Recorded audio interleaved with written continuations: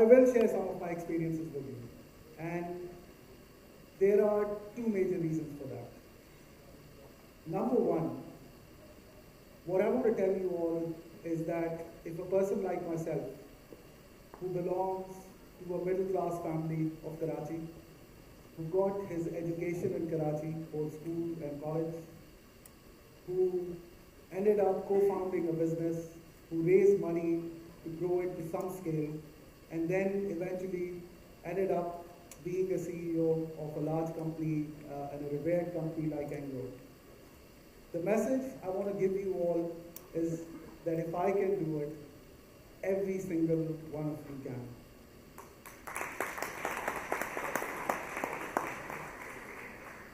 The second thing I want to say is that we live in an amazing country. We criticize it all the time. I do it as well. I've done it a little more than usual in the last few days.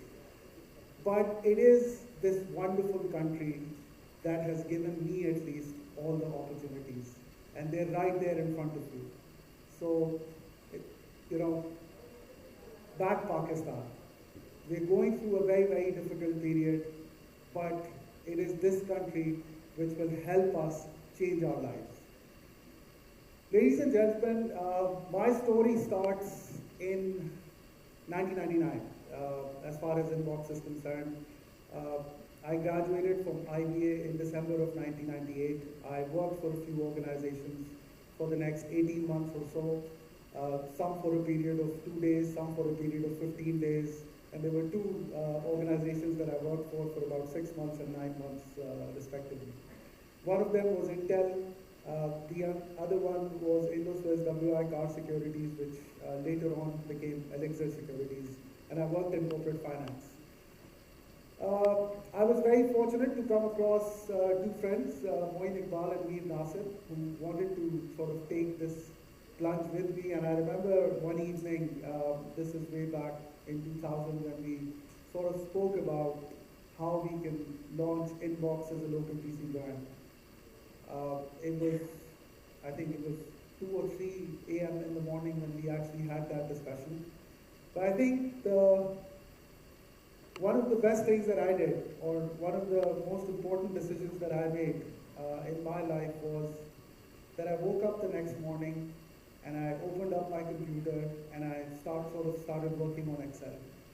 And then I called up both these friends and I said, guys, we had this chat last night. Let's see what we can put together. We set up a company with a princely sum of 9 million rupees. We're fortunate enough to come across an angel investor.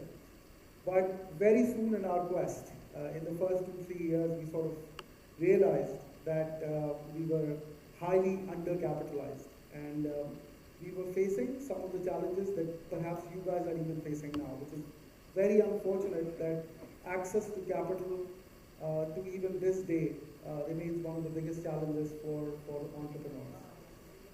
But the good thing is that I see a lot of forums and I see a much better ecosystem. But if I was to think about what we went through, I mean, literally there were at least 30 odd doors that I had knocked before coming across this gentleman who's sitting in the white t-shirt, Samad Daud. And I came across the Daud Hercules group, which is led by Mr. Hussain Daud and Shahzada and Samad, of course. And they invested in us. I've been part of the group ever since. Our company, of course, went through a lot of ups and downs. We first were only a hardware provider, then because of a few government regulations, that business sort of didn't remain feasible. Then we made a shift. We went into reselling of products, and then later on into managed services and ERP consulting and what have you. I was with the company till December of 2015, and it truly was an incredible journey of ups and downs and challenges and depression and triumph and everything. So I want to share some of my experiences and what actually got me through all those years. The number one thing that I want to talk about is, is fake. I think entrepreneurs are very fortunate because they get to experience that. There's so many things that we plan for, there's so many things that we think about, but at the end of the day, it's always those coincidences, people you meet, that make all the difference. And if you don't have God on your side, then good luck. So faith for me is number one. Number two is you have to bring your A game every single day. If there's one thing that I've done in my life every day, and guys, this is not about, oh, in the winters I'm going to take it easy, or in the summers I'm going to take it easy. You have to work hard every single day. I realized in life that when you're an entrepreneur, you like to make quick decisions. But one thing that I learned over time was it's always good to sleep over things. We're an impulsive creature by nature. So, but I found that in my life at least, there are quite a few things that could have been avoided if I had the discipline of sleeping over some of my decisions. There is one trait that you need to figure out very, very quickly, whether you have it or not, and that is resilience. Because without that, don't bother being an entrepreneur, especially in an environment like Pakistan, where you will go through ups and downs, and I'm sure a lot of you have. I have. I've forgotten about my 30s. I don't know where my 30s have gone. It was filled with some happiness, it was filled with depression, it was filled with sleepless nights, a lot of Xanax. It's tough, guys. It's very, very difficult. And having a thick skin, being resilient, is the number one trait. You want to look for it yourself and keep telling yourself that that's the only way forward. Last but not the least, find yourself a good life partner. I did. And that's very, very important because my wife has been the biggest source of support for me. She has been with me for the last 18 odd years since I started in box and then went on to do other things. I feel that was perhaps one of the best decisions I made, and I encourage you all, sort of focus on it whenever the time is right.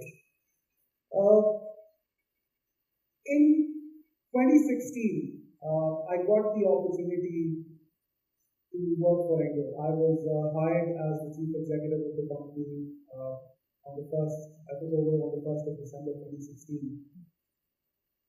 And it was an odd move, right? Because Engro is very much an industrial conglomerate. It's in the fertilizer, energy, and permanent businesses, whereas I mostly had an entrepreneurial background from the technology sector. But later on, and over the period of a few months, I sort of realized how invaluable my experience at Inbox had been for a large conglomerate like Engro. Number one thing was the ability to think 360 in a very short span of time. Entrepreneurs are required to do that. You can't be linear thinkers. You can't just think about procurement or sales or marketing. You're required to think about everything as soon as possible. That is what makes you successful. And I think being an entrepreneur for 15 years, that has just become part of my personality. It allows me to think of all the angles, while a lot of people I come across are only focused on things in a very, very sort of linear way. If I look at a lot of our businesses, they're going through tremendous change. Whether it's our businesses in the power generation and energy sector, which is getting disrupted, not just renewable energy, but the entire business model of how the energy sector will work in a deregulated environment, and eventually in an environment 10 years from now when battery costs are going to be very cheap. whether I talk about, whether I look at our business in the agriculture sector, where we have been providers of fertilizers and other inputs, but now we're looking at our business in a lot more holistic way, where we want to play our part in increasing the overall agriculture productivity of the country. All this requires an entrepreneur's DNA. Large companies cannot continue to think the way they have been thinking. Disruption is hitting all of us, whether you're a small business or whether you're a large conglomerate like Engro. One thing that I found common at Inbox, at Engro, and perhaps it applies to any company, is that it's great teams which achieve great things. At the end of the day, regardless of how many zeros there are in turnover and in the balance sheets, you have to work with people to achieve results. And that is something which has stayed the same. I've always focused on building the right teams. I've always focused on hiring people who are much smarter than me. And then, of course, having the ability to make decisions which comes with years of being an entrepreneur. As CEO of Engro, I am sort of the connection between the board and the management. I sit on the board of the company, and I'm also a CEO, the leader of the management. My years as an entrepreneur allow me to understand ownership and management. So I can understand the perspective which is often given by the management, and I can sort of understand the perspective which is often given by shareholders and by board members. So, because as an entrepreneur, you have to have the discipline of doing a job, yet at the same time, you have to think of yourself as an entrepreneur. I think that is perhaps one of the biggest things that has helped me in my current role. As far as my current role is concerned, I'm inspired. I'm inspired because of how we are going about running the company. Samad, of course, sitting here is the vice chairman of the board, and I've helped them author the central idea of Engro Corporation going forward, which is all about how we will look at businesses moving forward. We think that the fact that God has given us a lot of success, it is our duty to look at businesses in parallel with some of the pressing times that our country is facing. Whenever there has been a challenge, Engro has always stepped forward, whether it was agriculture productivity 50 years ago, whether it was the energy crisis which hit us 5 years ago. And that is what we will continue to do.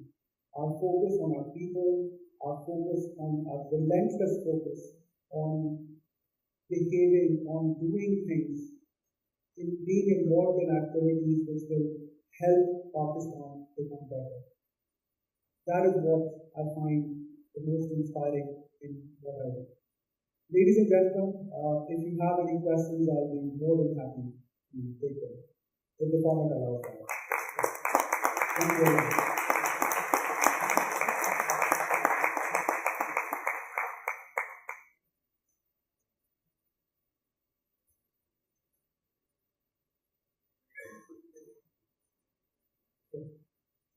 Yes, it's often said that the large companies to embrace startups, DNA, the name of the startup, the base of startups. What are you bringing to Engro from experience as an entrepreneur that will enable Engro to innovate and outpace smaller companies and more innovative companies going forward? So I think that's a great question, and it's first of all is we need to have consensus around the table that there are threats. I think that's the first important step, that being honest with oneself, that even though we have certain very, very large businesses, they are under the threat. So I think it starts off with that recognition first. As far as platforms are concerned, we have created a separate platform to invest in startups, to invest in disruptive businesses, because traditionally they require a different environment. Whether it's in terms of compensation philosophy, whether it's in terms of partnerships and ecosystem. So what we've tried to do is we have, to a certain extent, separated this. So sort of creating a Chinese wall in the middle of what is happening in our traditional businesses, and while we are looking to invest in some of these disruptive businesses as well. But I think the important thing is it starts off with that realization, which big businesses often have a hard time dealing with. Yes, I've worked with you for over 10 years now. I've seen your passion. I've seen how brave you are. Sometimes you would go and do things and projects, and I would say, this guy is going to get clobbered. And you came out successful each time, particularly dealing with Punjab government and the school projects and the innovation that you brought.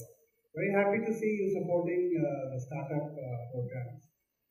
Does Engro have a program where you could give some projects to startups to implement for Engro some innovation, some work, so that they can actually test out in the real field environment some of their ideas to serve eventually Engro needs? Mario, to be honest, we haven't done anything as yet, nothing meaningful, but I think it's a fantastic suggestion. And I believe that the things that we are trying to do moving forward, whether it's in the area of telecommunications or healthcare or logistics, there is no way we can't work, that we can work without being very connected to the startup community. So haven't done it yet, but I'm definitely in the future.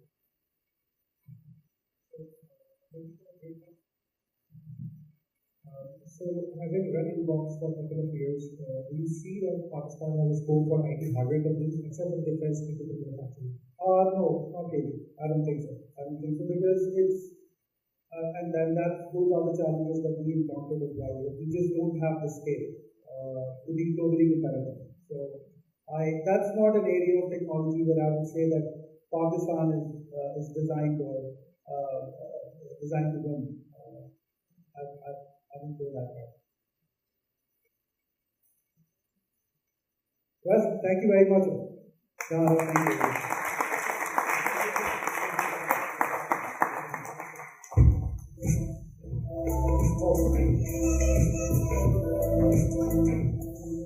Thank you so much for sharing your inspirational journey with us. Just a small housekeeping announcement.